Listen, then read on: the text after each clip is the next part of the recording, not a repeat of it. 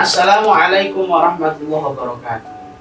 Alhamdulillahirabbil alamin wassalatu wassalamu ala sayyidina maulana Muhammadin wa ala alihi wa ashabihi wa man tabi'ahum bi ihsanin ila yaumiddin, amma ba'd.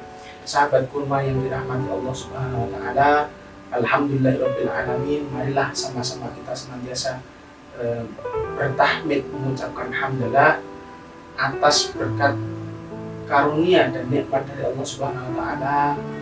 Kita dapat dipertemukan kembali dengan Ramadan pada tahun 1445 Hijriah atau 2024.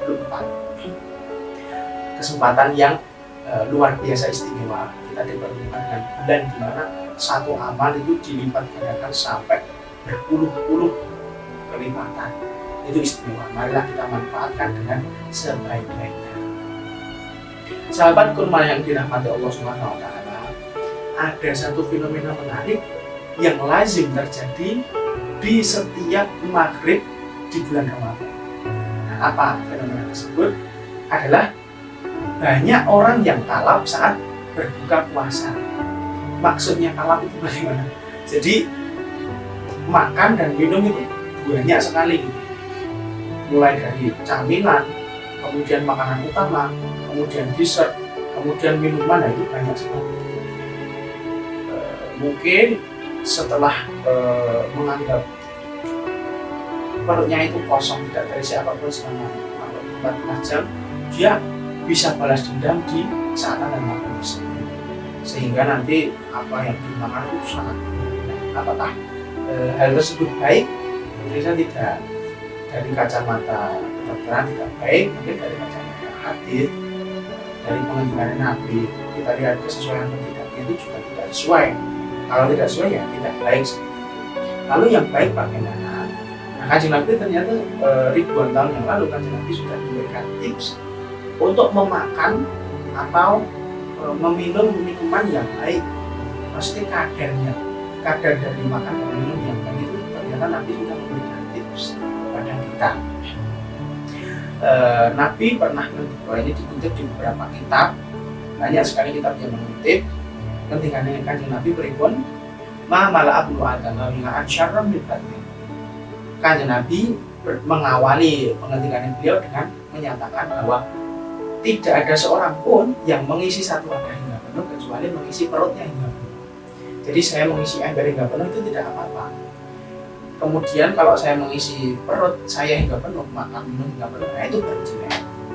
Seperti itu. Kemudian Kanjeng Nabi melanjutkan, biasa ibni Adam luqaimatun yuqim nasul bahu.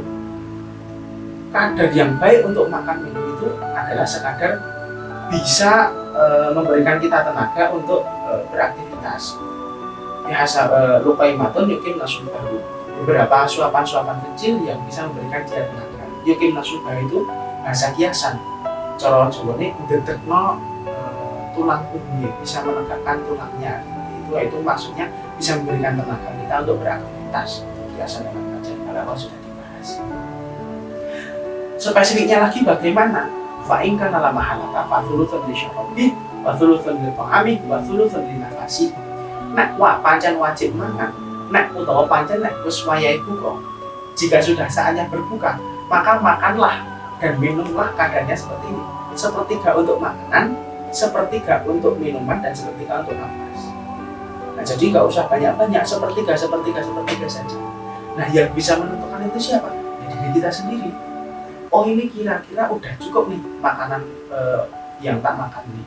Kemudian kita minum. Oh, ini untuk cairan, untuk minuman ini kira-kira udah cukup. Kemudian kita sisakan sepertiga untuk nafas. Kita rasakan sendiri bagaimana nyamannya, bagaimana enaknya. Seperti itu. Nah, jika kita sudah mengamalkan itu, insya Allah akibat yang timbul itu lebih baik daripada kita serabutan dan kalap saat berbuka. Ya, di antaranya adalah nanti kita sholat taraweh, nanti kita ngaji, tadarus dan lain sebagainya itu lebih ringan. Nah, daripada kita makan kok kalap, banyak sekali yang kita makan itu pasti tarawehnya berat. Setelah itu juga pasti langsung ngantuk. Seperti itu. Jadi marilah kita sama-sama mengontrol atau mengendalikan nafsu kita dalam terutama ketika kita beriman, supaya nanti kita bisa mendapatkan kesenangan yang kita. Banyak salah dari saya, mohon maaf. Waffaqani Allah wa iyyakum fi ta'atihi. Semoga Allah memberikan taufik kepada kita untuk taat kepada Allah Subhanahu wa taala. Assalamualaikum warahmatullahi wabarakatuh.